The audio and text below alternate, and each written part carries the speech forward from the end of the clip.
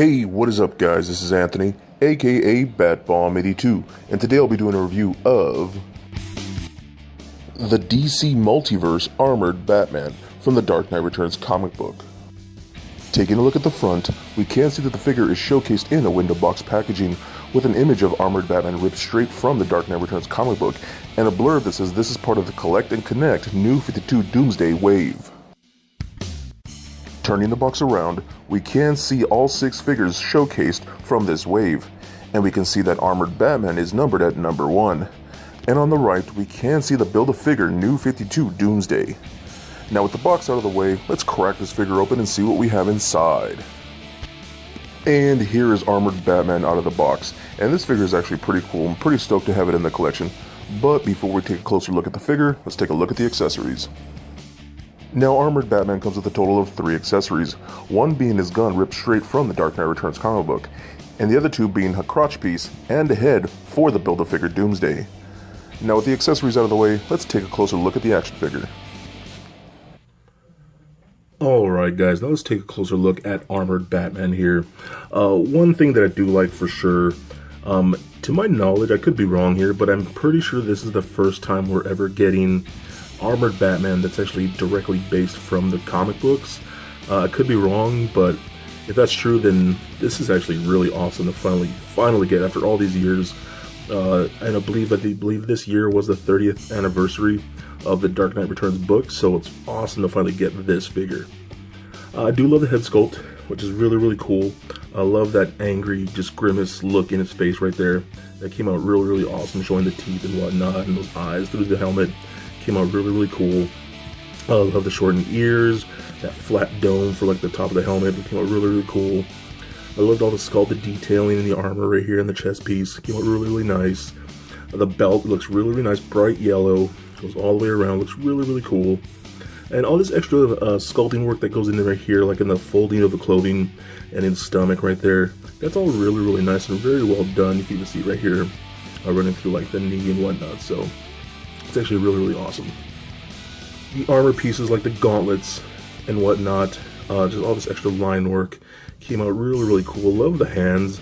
Hands are really nice and bulky. And this one over here, you can just see like the sculpted detailing in the knuckles, whatnot, and the fingers. You know, it just came out really cool. Look at all that extra detailing in there. It looks really nice. Moving down to the legs, you see these armor pieces right here. All that sculpted line work and whatnot. Same thing with the boots right here. Came out really nice. These fins right here look awesome. Look at the spikes on this thing. That's just a classic look for the Armored Batman, so it's really cool. You even do have peg holes on it, so it's pretty nice. I love the cape. The cape is pretty good. I love how it comes over the shoulder right here. It is a separate piece, but it is glued onto over the shoulders right here, so you can't take it off. But it's done in a nice soft pliable plastic, so you can move it around and whatnot. It doesn't seem to be any airbrushing or whatnot. It just looks really well like that. Love how it's flared out a bit at the bottom, so that came out pretty cool. Love the detailing of all this figure. I just think it came out really well. The size of it and the bulk of it just really suits this line. So as far as articulation goes, actually, you know what? Before articulation, let's talk about his one accessory that he comes with, his blaster here. It's nothing too crazy, but again, you know, it is pretty close to the comic book version, so it actually works pretty well in that regard. It's just one solid, like, metallic gray, or like a gunmetal gray almost. Nothing too crazy, nothing too dynamic, but it's okay. The problem I have with this is that it doesn't really go anywhere in his hand all that well. This is a closed fist, but if you look at this hand is kind of open for like a gripping hand almost. But I mean, you can see the size of that just does not work very well. I mean, he has a trigger finger, and you could kind of like put it in like that.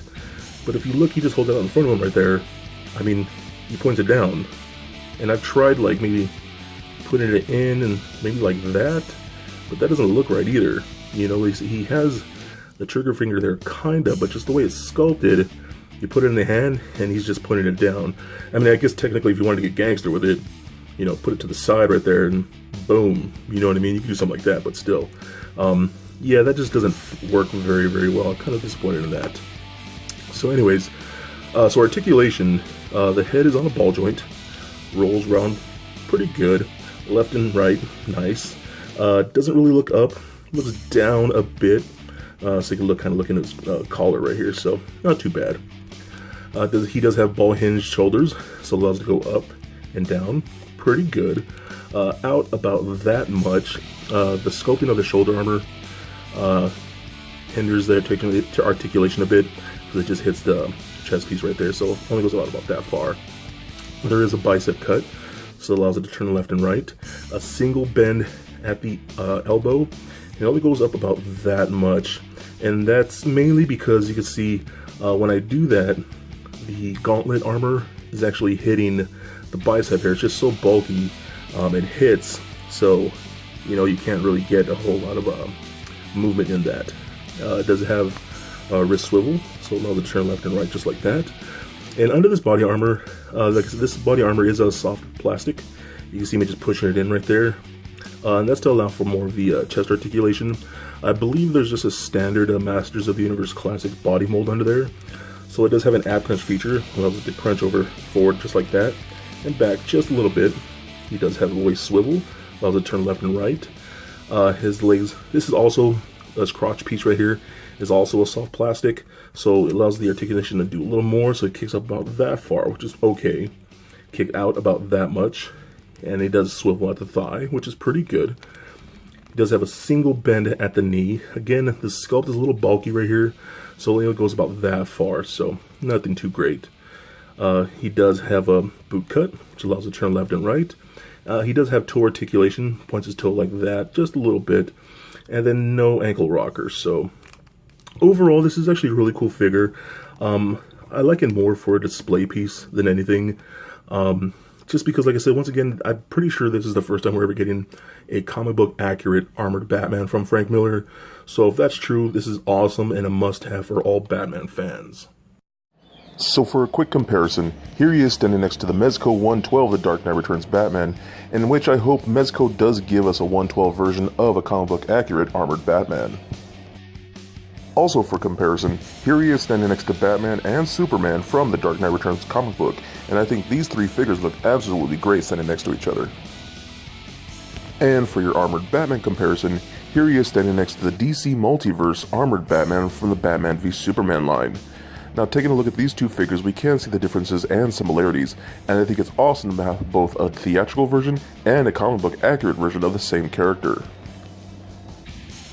And for a quick size comparison, here he is standing next to Little Lego Bat-Bomb. So there it is, guys, my review of the DC Multiverse Armored Batman from the Dark Knight Returns comic book. If you absolutely love that graphic novel and love Frank Miller's work, this is a must-have if you want a comic book accurate version of Armored Batman. So please comment, like, and subscribe. Stay nerdy, my friends. Peace.